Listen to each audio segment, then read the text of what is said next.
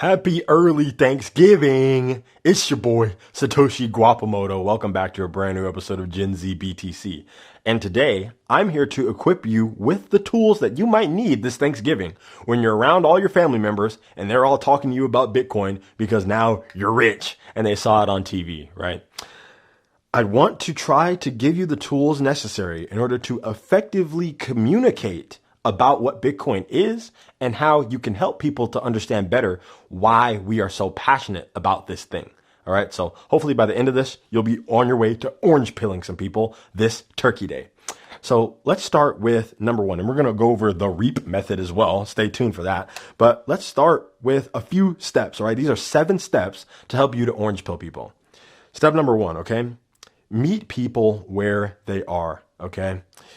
Orange pilling, just like anything else, is peer-to-peer communication, all right? It's really all it is.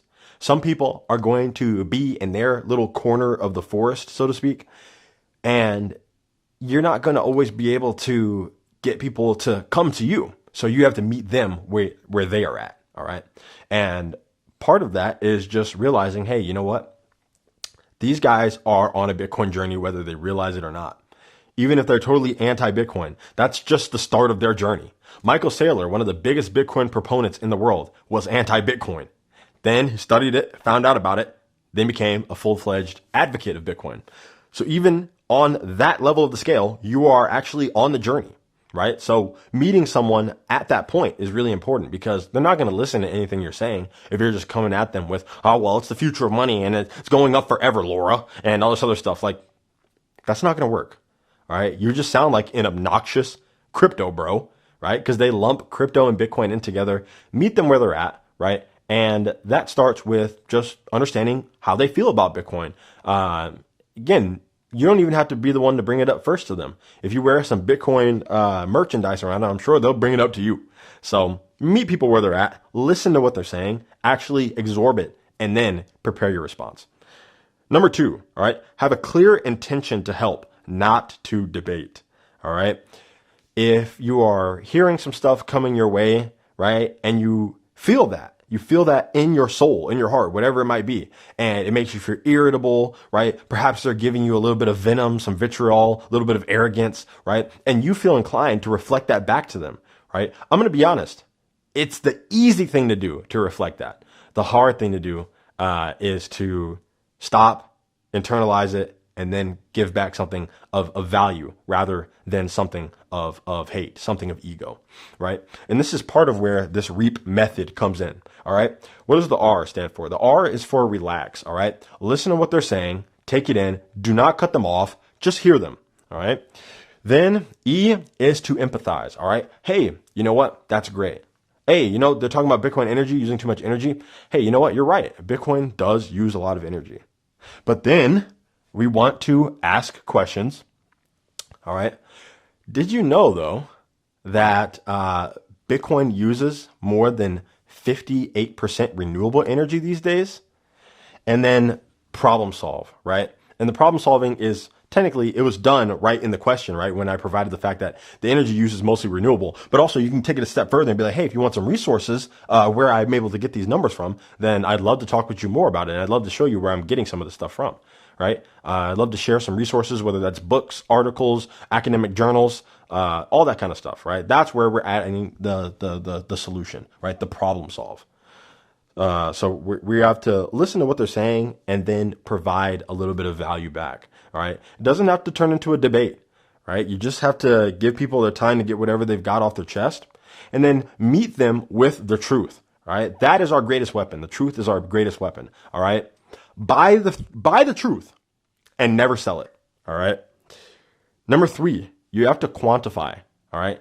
Try to quantify things. People like numbers, especially if those numbers are backed up and are actually hard facts. It's hard to argue with numbers. Men lie, women lie, numbers don't. Get your numbers down. Start really researching Bitcoin. Understand some of the common fear, uncertainty, and doubt tactics or the anti-talking points. And if some of them are valid, okay, meet those valid criticisms. But the ones that are outdated and are just untrue, again, heavily environment-based stuff, make sure that you're meeting them on the numbers. Most people don't know that Bitcoin is mostly renewable energy. The whole point of Bitcoin is to find the cheapest, most renewable energy possible. So that way you can mine Bitcoin for cheap. That increases your profit margin, right? So this is actually how we help to incentivize people to build out renewable energy infrastructure. It is not the other way around, all right? We're actually moving away from fossil fuel thanks to Bitcoin. Avoid blindfolded archery syndrome, all right? Meaning, like, don't just randomly start shooting off facts, hoping that you're going to hit something somewhere and set off a light bulb for someone, all right? You need to go in with a targeted plan, right? Make sure you understand what you're talking about and talk about what that person actually cares about. Ask them questions like, hey, we're talking about Bitcoin, but I want to know, what are some of your values? Are you like a liberal person who cares about feeding the homeless people in your community and giving back to small businesses? Or are you someone who's a bit more conservative, that's more concerned with shrinking the size of government and wasteful spending and stuff like that? Are you someone who cares about comparative politics and the plight of refugees abroad, right? The United States standing on an international scale and how we've weaponized the dollar. What are your values? And then try to see if you can provide information on their values. All right. See if you can provide a solution to the problem that Bitcoin happens to fix. Right.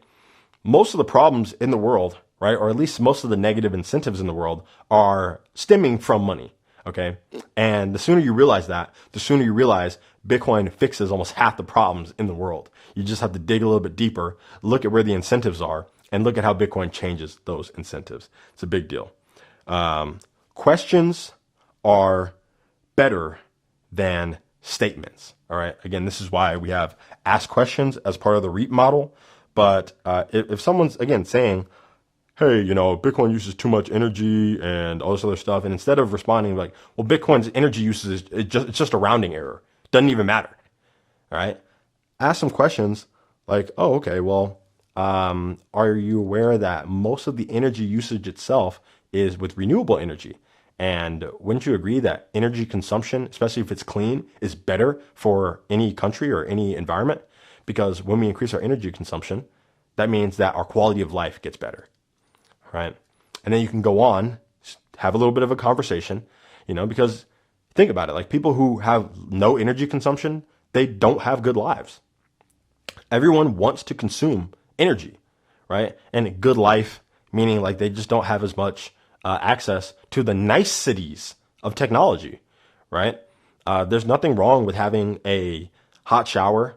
There's nothing wrong with being able to turn on a light switch, right, in your house. Like there's nothing wrong with having really nice shelter, right? These are not problems. Like you should not be made to feel bad about that. To have a car that gets you to point A to point B, these are just things that come with the Industrial Revolution and the globalization of the world.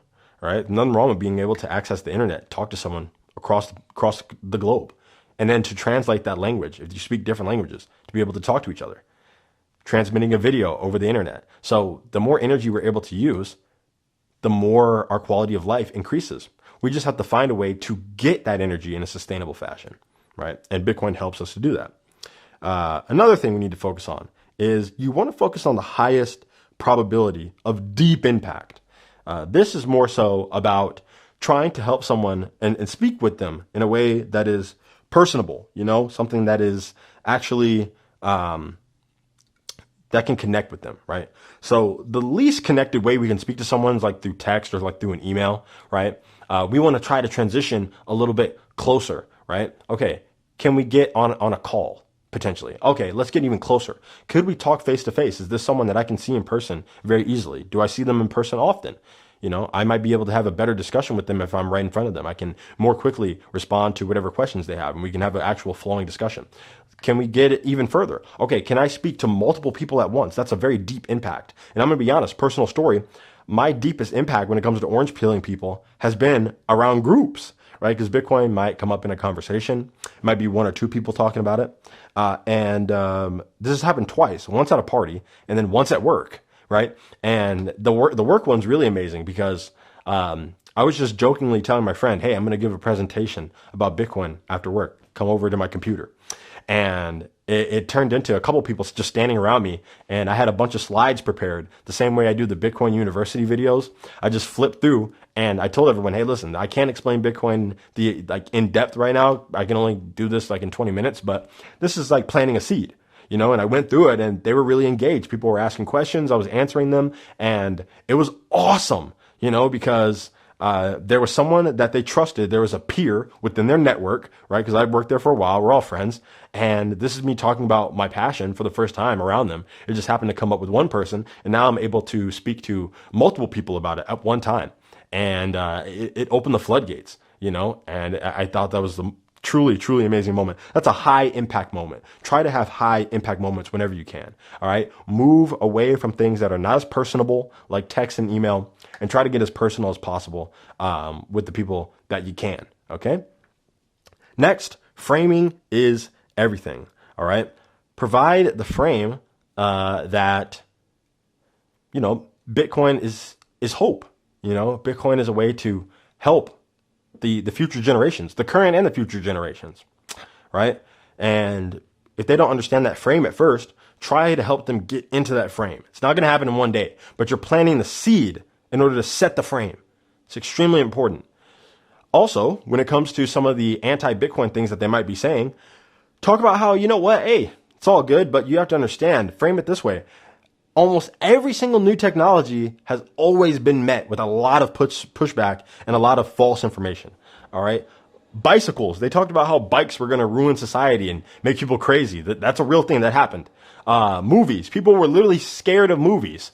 When they first came out, there was like one of the first films was just like a train flying by. People thought they were going to get flattened by the train. Like that actually happened in real life. All right. People were scared of telephones. They thought that it would electrocute them or that people would basically go crazy and just talk on them all day. Maybe they were kind of right on that, but these are literally landlines, right? People would literally attack and cut down telephone poles, and cut wires so that people couldn't use the telephones. And it was for the greater good. All right. These guys are called Luddites. Okay. The Luddites are very anti-technology, and throughout history, they've done this many times. Okay. This is not like a new thing. Any new technology ever in history is always pushed back on because it's new. It's scary. People are scared of change. But then after a few years, it becomes pretty obvious that they were kind of stupid, right? Of course, you don't want to say that to them when you're in front of them. I'm trying to be humble and nice for this video. Another thing to understand, this is not something you might be able to do every single day. I'm going to be completely honest. Okay. We all have like an ego. We can try to shrink our ego as much as we can, right? It's probably the best thing that we can do.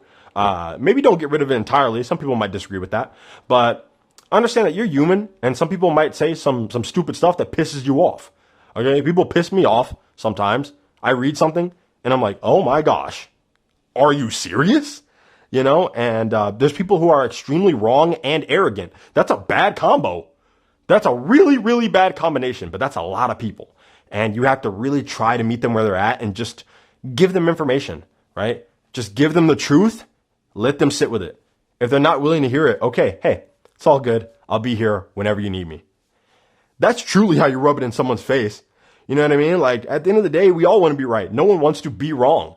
If you want to rub it in someone's face, the real way to rub it in someone's face is to live your truth, give the truth to them, and then tell them I'll still be here if you ever want to learn more. If you ever need help, if you're ever curious, I'm here. That's how you rub it in their face.